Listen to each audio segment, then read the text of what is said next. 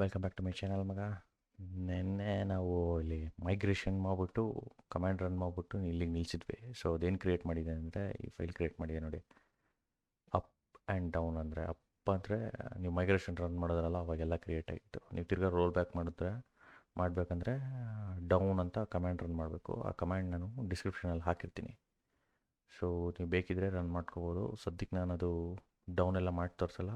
ಅದು ನೀವು ಎಕ್ಸ್ಪೆರಿಮೆಂಟ್ ಮಾಡಿ ಚೆಕ್ ಮಾಡಿ, ತುಂಬ ಮಜಾ ಬರುತ್ತೆ. ಇವಾಗ ನಾನು ನೆಕ್ಸ್ಟ್ ಏನು ಮಾಡ್ತೀನಪ್ಪ ಅಂದರೆ ಡೇಟಾಬೇಸ್ ಕ್ರಿಯೇಟ್ ಮಾಡ್ಕೊತೀನಿ. ಡೇಟಾಬೇಸ್ ಕ್ರಿಯೇಟ್ ಆಗಿಲ್ಲ. ಸೊ ಡೇಟಾಬೇಸ್ ಕ್ರಿಯೇಟ್ ಮಾಡೋಕ್ಕೆ ಕಮಾಂಡ್ ರನ್ ಮಾಡಬೇಕು. ಕಮಾಂಡ್ ನಾನೀಗ ರನ್ ಮಾಡ್ತೀನಿ.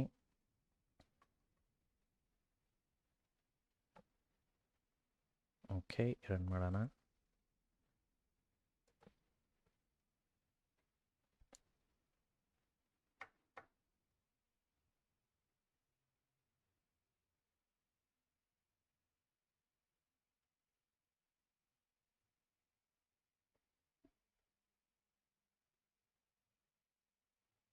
ಮೋಸ್ಟ್ಲಿ ಎರರ್ ಬರುತ್ತೆ ಅಂತ ಎಕ್ಸ್ಪೆಕ್ಟ್ ಮಾಡ್ತಾಯಿದ್ದೀನಿ ನಾನು. ಏನಕ್ಕಂದರೆ ಅದು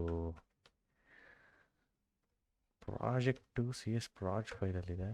ನೋ ಪ್ರಾಜೆಕ್ಟ್ ಫೌಂಡ್.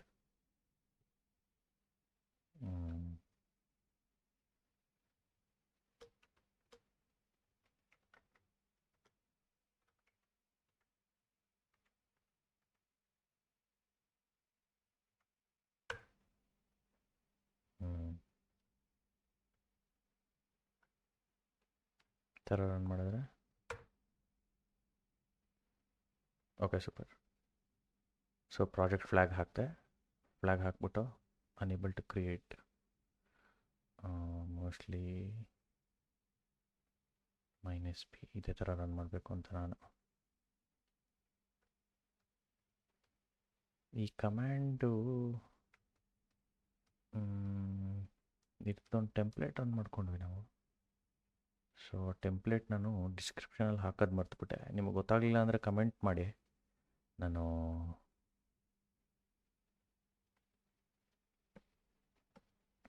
ಬೇಕಿದ್ರೆ ನಿಮಗೆ ಅದು ಕಮ್ಯಾಂಡ್ ಅದು ಟೆಂಪ್ಲೇಟ್ ಕಳಿಸ್ತೀನಿ.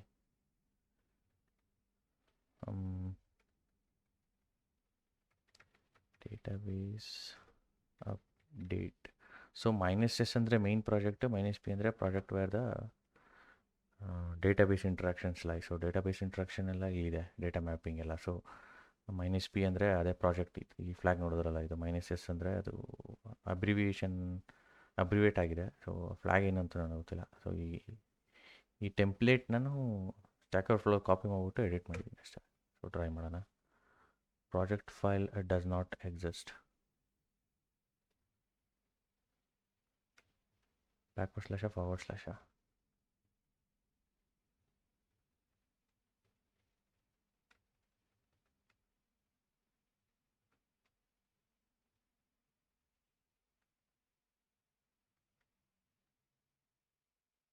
database update. Okay.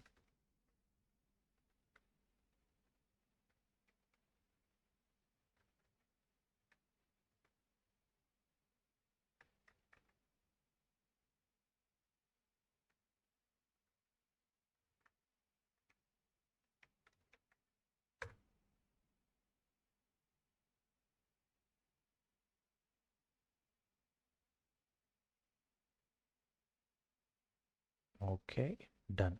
ನೋಡಿ ಇಲ್ಲಿ ಕ್ರಿಯೇಟ್ ಆಯ್ತು AppDB. ಅವಾಗಲೇ ಹೇಳಿದ್ನಲ್ಲ ನಿಮಗೆ. ಸೊ ನೋಡಿ ಇಲ್ಲಿ ಕ್ರಿಯೇಟ್ ಆಗಿದೆ AppDB.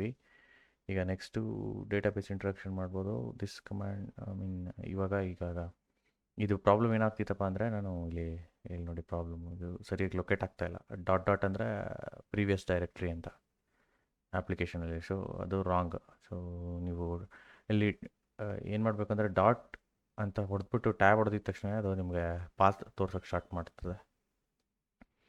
ಯಾವ ಥರನಪ್ಪ ಅಂದರೆ ಇವಾಗ ನೋಡಿ ತಿರ್ಗಾ ಮಾಡಿ ತೋರಿಸ್ತೀನಿ.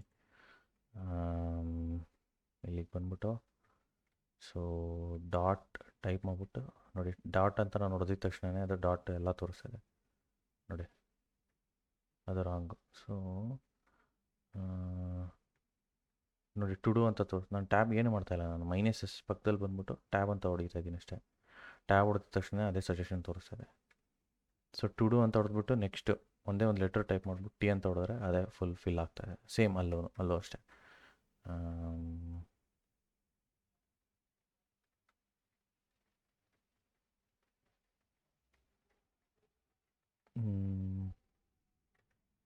ಓಕೆ, ಕೋರ್ ಅಂತ ಹೊಡೆದ್ಬಿಟ್ಟು ಸಿ ಅಂತ ಹೊಡೆದೆ, ಅದೇ ಬಂದ್ಬಿಡ್ತು. ಇಲ್ಲಿ ಇದೆಲ್ಲ ಏನಕ್ಕಪ್ಪ ಮಾಡಬೇಕು ಅಂದರೆ, ನಾನು ರಿಯಲ್ ಲೈವಲ್ಲಿ ಪ್ರಾಜೆಕ್ಟ್ ಹೆಂಗೆ ಕ್ರಿಯೇಟ್ ಮಾಡ್ತಾರೋ ಆ ಥರ ಮಾಡಿದ್ದೀನಿ ಈ ಸ್ಟ್ರಕ್ಚರು. ಸೊ ಇದು ನೀವು ನೋಟಿಸ್ ಮಾಡಿದ್ರೆ, ಸೊ ಅದಕ್ಕೆ ಈ ಥರ ಎಲ್ಲ ಸರ್ಕಸ್ ಪಡ್ತಾಯಿದ್ದೀನಿ ನಾನು. ನೀವು ಡೈರೆಕ್ಟಾಗಿ ಎಲ್ಲ ಒಂದೇ ಪ್ರಾಜೆಕ್ಟಲ್ಲಿ ಹಾಕ್ಬಿಟ್ರೆ ಆ ಥರ ಪ್ರಾಬ್ಲಮ್ ಏನು ಬರೋಲ್ಲ. ಆದರೆ ನಾನೇನು ಸಜೆಸ್ಟ್ ಮಾಡ್ತೀನಿ ಅಂದರೆ, ನಾನು ಹೆಂಗೆ ಮಾಡಿದ್ದೀನೋ ಹಂಗೆ ಮಾಡಿ ಅಂತ. ಲೈವ್ ಪ್ರಾಜೆಕ್ಟ್ಸಲ್ಲೆಲ್ಲ ಇದೇ ಥರ ಅಸೆಂಬ್ಲಿ ಸಪ್ರೇಟ್ ಆಗಿರುತ್ತೆ. ಡೇಟಾಬೇಸ್ದೆಲ್ಲ ಇವಾಗ ನಾವು ಓಕೆ ಎಂಟಿಟಿ ಫ್ರೇಮ್ವರ್ಕಲ್ಲಿ ಏನೋ ಪ್ರಾಬ್ಲಮ್ ಇದೆಯಪ್ಪ, ನಾನು ಅದನ್ನು ಟಕ್ಕಂತ ಸ್ವಿಚ್ ಔಟ್ ಮಾಡಬೇಕು ಅಂದರೆ ನೀವು ಎಲ್ಲ ಇಲ್ಲಿ ರಿಫ್ಯಾಕ್ಟರ್ ಮಾಡ್ಕೊಂಡು ಕೂತ್ಕೋಬೇಕಾಗುತ್ತೆ ಟು ಡೂ ಅಲ್ಲಿದ್ದರೆ. ಸೊ ಅದ್ರ ಬದಲು ಇವಾಗ ನಾನು ಚೇಂಜ್ ಮಾಡ್ಬೇಕಂದ್ರೆ ಏನಪ್ಪ ಅಂದರೆ, ಡೈರೆಕ್ಟಾಗಿ ಹೊಸ ಅಸೆಂಬ್ಲಿ ಆ್ಯಡ್ ಮಾಡ್ಕೊತೀನಿ. .NoSQL ಅಂತ ಹಾಕ್ಬಿಟ್ಟು ನಂಗೆ ಹೊಸ ಹಾಕ್ಬಿಟ್ಟು ಸ್ಟಾರ್ಟಪ್ಪಲ್ಲಿ ಇಲ್ಲಿ ಡಿಪೆಂಡೆನ್ಸಿ ಇಂಜೆಕ್ಷನ್ ಚೇಂಜ್ ಮಾಡ್ಕೊತೀನಿ ಅಷ್ಟೇ. ಸೊ ಅದನ್ನೇ ಡಿಕಪಲ್ ಮಾಡ್ಯುಲರ್ ಕೋಡ್ ಅಂತ ಹೇಳ್ತಾರೆ. ಸೊ ಈ ಥರ ಡಿಸೈನ್ನ ನೀವು ಫಾಲೋ ಮಾಡಿದ್ರೆ ಈಸಿಯಾಗಿ ಸ್ವಿಚ್ ಔಟ್ ಮಾಡ್ಬೋದು. ಲೈವಲ್ಲೂ ಮೋಸ್ಟ್ ಆಫ್ ದ ಟೈಮ್ಸ್ ಡಿಕಪಲ್ಡಾಗಿ ಇರಬೇಕು ಅಂತಲೇ ಟ್ರೈ ಮಾಡ್ತಾರೆ. ಸೊ ನಾನು ಆ ಥರ ಮಾಡಿದ್ದೀನಿ. ನಿಮಗೆ ಇದೊಂದು ಅಡ್ವಾಂಟೇಜ್. ನೀವು ಫ್ರೆಷರ್ ಆಗಿದ್ರೆ ಸೊ ನಿಮಗೆ ಬಿಡ್ತಾರೆ ಅವಾಗ ಇದೇ ಥರ ಇರುತ್ತೆ most of the projects. Own projects ಇರುತ್ತೆ, ಅಲ್ಲಿ ಒಂದು ಮೇಯ್ನ್ ಪ್ರಾಜೆಕ್ಟ್ ಇರುತ್ತೆ. ಮೇಯ್ನ್ ಪ್ರಾಜೆಕ್ಟ್ ಅಂದರೆ startup project which runs the application. So ಇವಾಗ ನಾನು ಈ ವಿಡಿಯೋದಲ್ಲಿ ಇಷ್ಟಿರಲಿ. ನೆಕ್ಸ್ಟ್ ವಿಡಿಯೋದಲ್ಲಿ ನಾನು ಏನಪ್ಪ ಮಾಡ್ತೀನಿ ಅಂದರೆ, ಇಲ್ಲಿ ಸರ್ವಿಸಸ್ ಇದು ಮಾಕ್ ಇದೆಯಲ್ಲ, ಮಾಕ್ನ ರಿಮೂವ್ ಮಾಡಿಬಿಟ್ಟು ಡೈರೆಕ್ಟಾಗಿ ಡೇಟಾಬೇಸ್ ಜೊತೆಗೆ ಲಿಂಕ್ ಮಾಡಿಬಿಟ್ಟು ನಿಮಗೆ database through data access, data storage ಎಲ್ಲ ಮಾಡೋಣ. ಸೊ ಅಲ್ಲಿ ತನಕ ನೋಡ್ಕೊಳ್ಳಿ, ಮಾಡ್ಕೊಳ್ಳಿ, ಕಲ್ತ್ಕೊಳ್ಳಿ.